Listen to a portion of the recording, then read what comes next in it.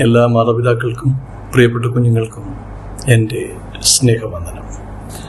നമ്മുടെ മക്കൾക്കായി എന്നുള്ള ഈ എപ്പിസോഡ് ഏകദേശം 100ാമത്തെ എപ്പിസോഡിലേക്ക് കടക്കുകയാണ്. 100 ദിവസങ്ങളായി ഞാൻ നിങ്ങളുമായി, മാതാപിതാക്കൾ കുഞ്ഞുങ്ങളുമായി സംവദിച്ചുകൊണ്ടേയിരിക്കുകയാണ്. മാതാപിതാക്കൾക്കും കുഞ്ഞുങ്ങൾക്കും പ്രയോജനപ്രദമാകുന്ന അനവധി ടിപ്സ് ഈ സംഭാഷണ പരമ്പരയിലൂടെ നൽകുവാൻ സർവശക്തനായ ദൈവം എന്നെ സഹായിച്ചു.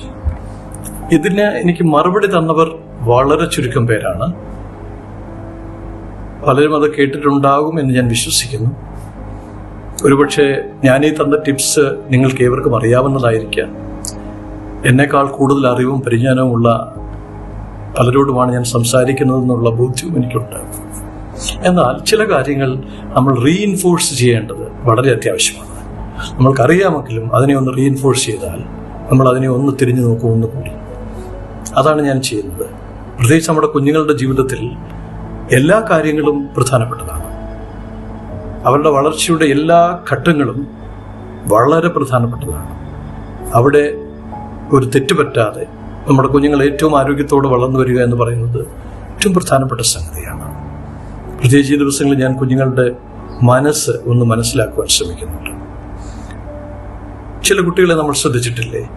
അവർ തികച്ചും മറ്റുള്ളവരിൽ നിന്ന് അകന്നു മാറി ഏകാന്തരായി തങ്ങളുടെ ലോകത്ത് ഒതുങ്ങിക്കൂടുവാൻ ശ്രമിക്കുന്നവരാണ്. അങ്ങനെയുള്ള കുഞ്ഞുങ്ങളെ നമ്മൾ പ്രത്യേകം ശ്രദ്ധിക്കണം. ഒരുപക്ഷെ അത് നേച്ചർ, അവരുടെ സ്വഭാവം എന്ന് പറഞ്ഞ് നമ്മൾക്ക് അത് തള്ളിക്കളയാം. എന്നാൽ പലരിലും അങ്ങനെ ആയിത്തീരുവാൻ പലവിധ കാരണങ്ങളുണ്ട്. ഈ കാരണങ്ങൾ മനസ്സിലാക്കി അവരെ മുഖ്യധാരയിലേക്ക്, ജീവിതത്തിൻ്റെ ആ ഒരു പ്രകാശത്തിലേക്ക് കൊണ്ടുവരേണ്ടത് ഏറ്റവും പ്രധാനപ്പെട്ട സംഗതിയാണ്. അതല്ലെങ്കിൽ അവരുടെ ഭാവി ജീവിതത്തിന് അത് പ്രശ്നമുണ്ടാകും. അവരുടെ പ്രൊഫഷണൽ കരിയറിന് അത് പ്രശ്നമുണ്ടാക്കാം.